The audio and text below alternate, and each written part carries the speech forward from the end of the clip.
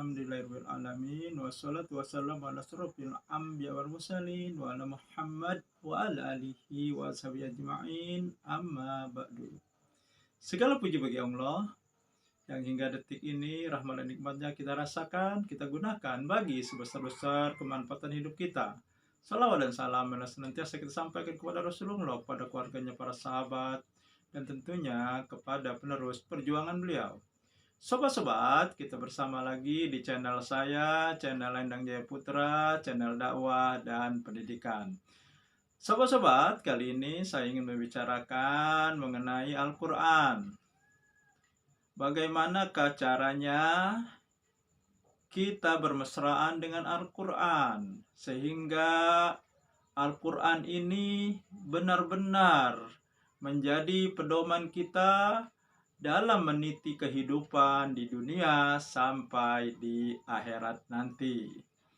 Nah, sobat-sobat, sebelumnya tentu saja seperti biasa, kepada sobat-sobat yang belum mensubscribe di channel saya, silakan untuk melaksanakannya agar channel saya ini terus berkembang dan terus hadir di tengah sobat-sobat, tentu saja dengan materi-materi, konten-konten yang tidak hanya untuk kebahagiaan di dunia, keselamatan di dunia, akan tetapi juga untuk kebahagiaan dan keselamatan di akhirat. Baiklah sobat-sobat, saya mulai saja. Untuk bisa bermesraan dengan Al-Quran, sama sobat-sobat, seperti kita menyenangi sesuatu. Kita ingin seseorang itu akrab, mesra dengan kita, kenal dengan kita, atau juga mencintai kita. Nah, demikian juga dengan Al-Quran. Prosesnya hampir sama dengan kita mendekati pujaan hati kita masing-masing. Yang pertama, tentu saja kita harus tahu dulu dengan Al-Quran. Apakah itu Al-Quran? Ya, kenapa Al-Quran diturunkan?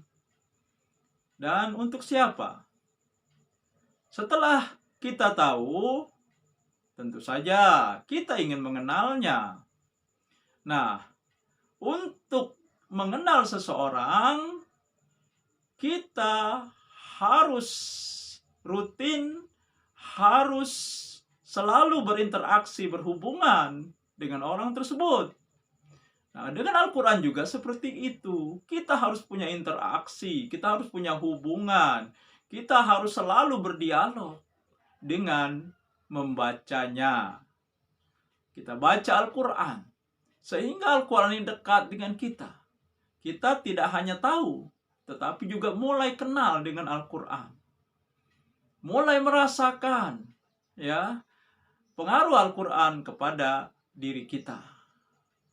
Nah, setelah kita tahu, kita kenal dengan membacanya, ternyata tidak cukup sampai di situ. Setelah kita kenal dengan Al-Quran, maka kita harus memahami, mengetahui isinya. Apa isi Al-Quran itu? Karena tidak cukup hanya membacanya saja. Meskipun membacanya saja sudah mendapat pahala. 1 huruf 10 kebaikan. Coba kalau kita tidak tahu isinya, tidak tahu petunjuknya, maka kita akan melakukan hal-hal yang justru berlawanan dengan petunjuk Al-Quran. Nah, jadi biasakanlah membaca Al-Quran, sobat-sobat. Waktu yang baik itu membaca Al-Quran setelah sholat maghrib, setelah sholat subuh. Nah, jangan ditiru. Ada ibu-ibu nih sobat-sobat.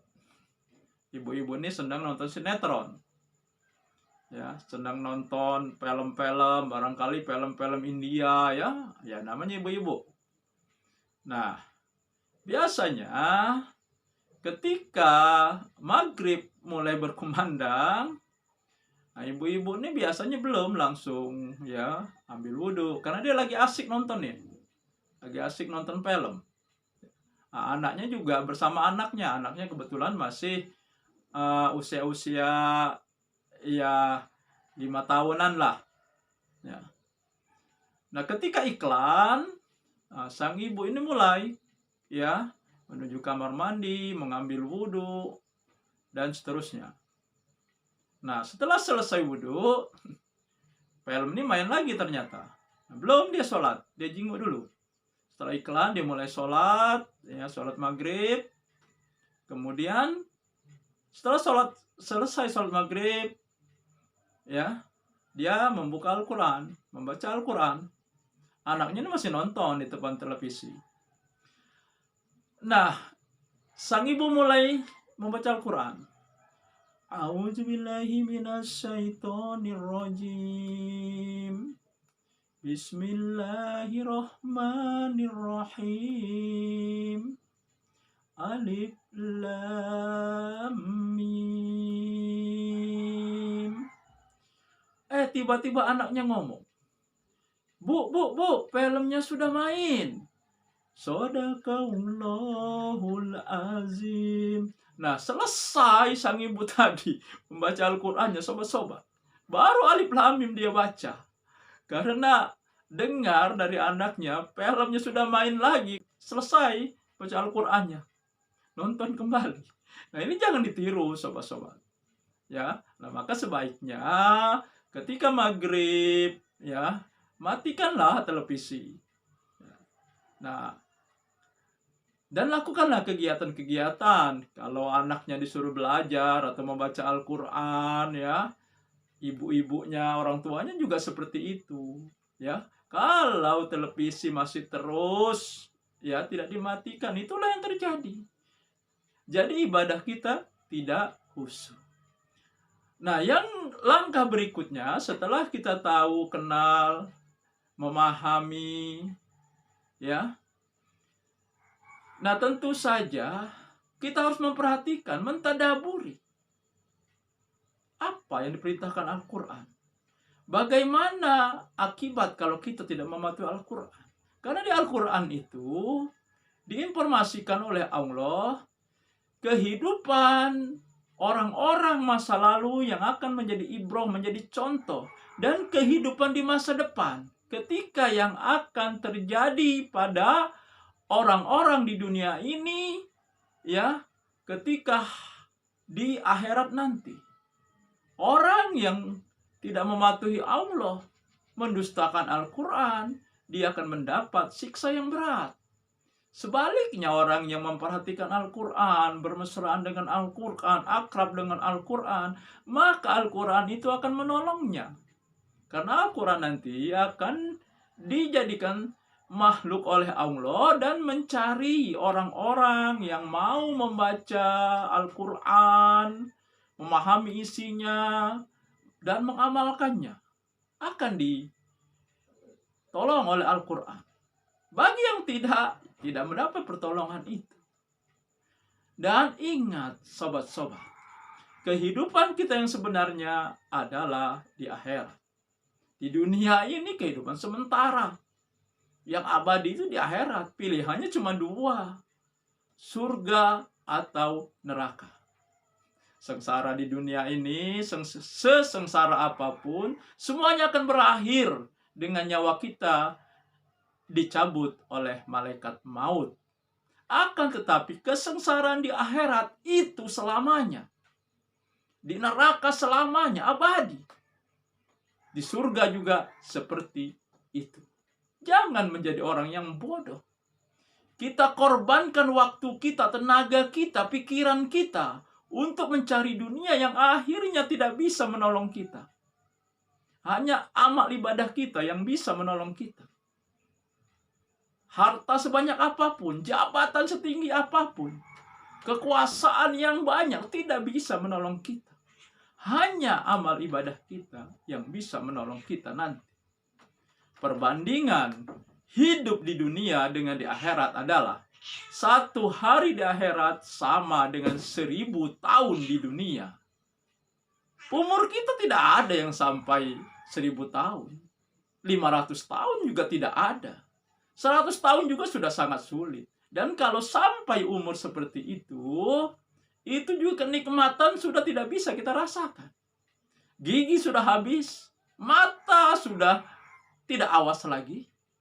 Mungkin kita akan tergeletak di tempat tidur terus. Atau hanya duduk saja. Jadi, kenikmatan dunia ini benarlah yang dikatakan oleh Allah.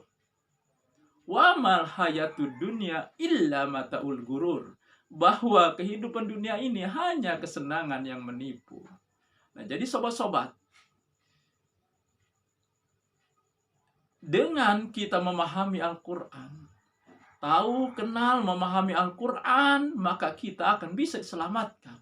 Karena Al-Quran ini merupakan petunjuk, pedoman, arah, denah kalau kita mau mengetahui alamat. Sedangkan Al-Quran ini petunjuk untuk keselamatan dunia dan akhirat. Petunjuk bagaimana kita bisa mendapatkan surga. Dan yang terakhir sobat-sobat, kita tahu, kita kenal, kita paham, ya, kita membacanya, akan tetapi semuanya tidak akan punya manfaat yang besar kalau kita tidak mempraktekannya. Maka yang keempat adalah mengamalkannya. Karena pengetahuan, banyak baca Al-Quran kita, suara kita bagus membaca Al-Quran, tetapi tidak kita praktekkan, maka kita tidak bisa mendapatkan hikmah, kebaikan, manfaat yang sudah didapatkan oleh pendahulu-pendahulu kita. Para ilmuwan itu adalah orang yang mempraktekkan Al-Quran. Kita tahu ilmuwan muslim yang bernama Ibnu Sina. Dialah bapak kedokteran dunia. Dia membaca Al-Quran. Bahkan banyak ilmuwan yang hafal Al-Quran. Nah, jadi sobat-sobat, mari kita biasakan memperlakukan Al-Quran. Mari kita bermesraan Al-Quran dengan 4 langkah tadi. Jika 4 langkah ini kita lakukan, yang pertama adalah tahu, yang kedua kenal, yang ketiga memahami, yang keempat adalah mempraktekkan, maka kita akan mendapatkan pertolongan Al-Quran, keselamatan dan kebahagiaan di dunia maupun di akhirat. Demikian sobat-sobat, semoga ini bisa mencerahkan. Nasru minal fathun qarib. Wassalamualaikum warahmatullahi wabarakatuh.